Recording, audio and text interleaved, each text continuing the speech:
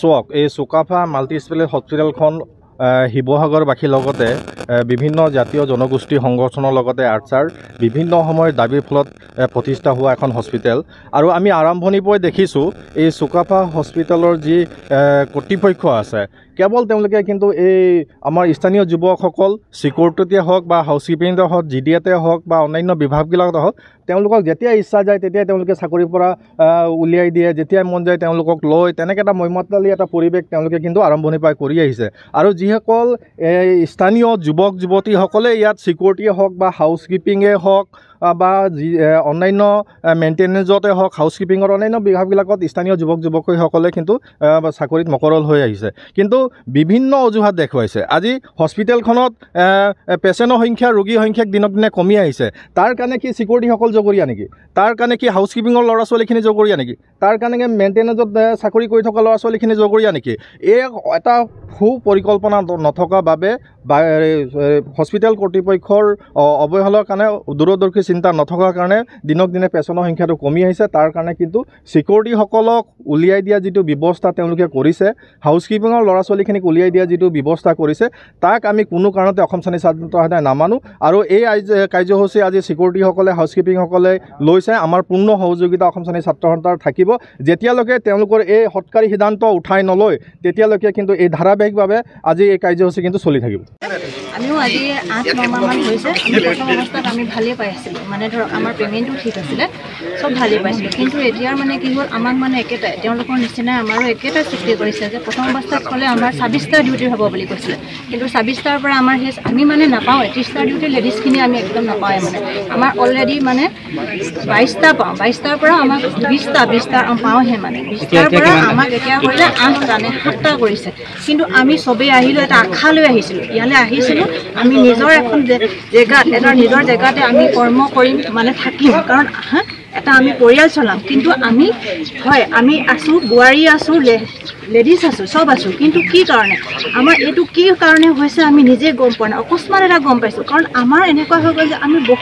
বহুতে আজি EMI ল'লোঁ কাৰোবাৰ কিবা লোন আছে কাৰণ এটা আশা লৈ আমি আহিছিলোঁ যে কি আমি এখন পৰিয়াল চলাম আমি এনেকুৱা এটা কাম কৰিম কিন্তু আমাক আজি কি কাৰণে ইয়াৰ পৰা বঞ্চিত কৰিছে আমি গম পোৱা নাই আমাক মানে এটা অকস্মাত এইটো আমাক মানে কৰি দিছে মানে অকস্মাত কালি গম পাই গৈছোঁ যে তোমালোকৰ ডিউটিবোৰ কম হৈ যাব এনেকৈ আগষ্টৰ পৰা এনেকুৱা হ'ব বঢ়াই দিম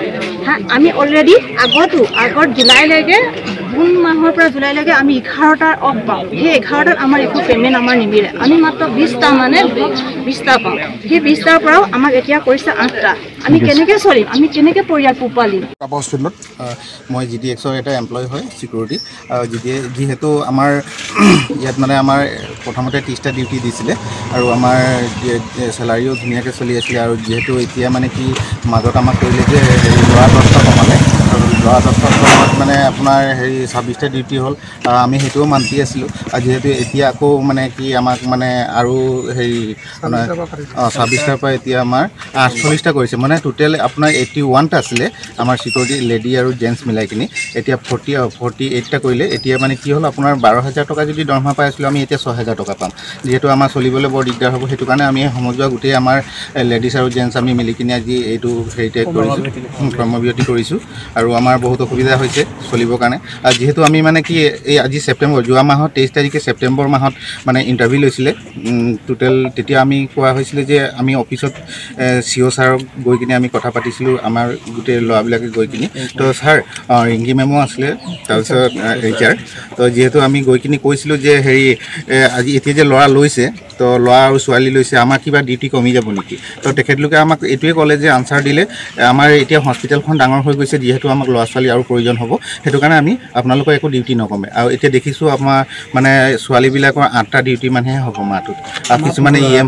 আমাৰ ল'ৰা 15টা হ'ব আৰু যিহেতু আমাৰ এতিয়া লেডিজবিলাকৰ আৰু জেণ্টছৰ চবৰে দিগদাৰ হৈছে কাৰণ কেলৈ আমি এটা সপোন দেখি কিনি আমাৰ এটা পৰিয়াল চলাই আছোঁ এইটো ডিউটি কৰি কিনি আমি আকৌ বেলেগ এটা একো উপায় নাই আমাৰ চলিবলৈ যিহেতু আমাৰ বহুত কষ্ট হৈছে আৰু বাইকো লোৱা হৈছে স্কুটি লোৱা হৈছে এতিয়া 8,300 টকা বা এই ছোৱালীবিলাকে 3,800 টকাত EMI ভৰিব ন পৰিয়াল চলাব নিজে তেল খৰচ কৰি অহাত বহুত দিগদাৰ হ'ব তো সেইটো কাৰণে আজি আমাৰ এইটো কৰ্মবিৰতি কৰা হৈছে যিহেতু এইটো আমাৰ যোনটো চলি আছে 26টা ডিউটি আমি পাই আছিলোঁ সেইটো তেনেকৈ হ'লেও আমি সেইটো দিলেও আমাৰ হ'ব মানে ঘৰ অফিচ গুদান আদি সলনি কৰাৰ কথা ভাবিছে নেকি পিছে সলনি কৰিব হয় সকলো বস্তু এঠাইৰ পৰা আন ঠাইলৈ সহজে নিয়াটো জানো সম্ভৱ চিন্তা তাতেই নহয় জানো কেৱল ঘৰ অফিচে নহয় ডাঙৰ ডাঙৰ মেচিন বাইক ডাঙৰ ডাঙৰ গাড়ীকে ধৰি সকলো বস্তু পিছে এতিয়া আৰু চিন্তাৰ কোনো কাৰণ নাই আপোনাৰ এটা মাথো ফোন কলতে সমাধান হৈ পৰিব এনেসমূহ সমস্যা আপোনাৰ কাষত আংকুশ কাৰ্গো পেকাৰ্ছ এণ্ড মুভাৰ্ছ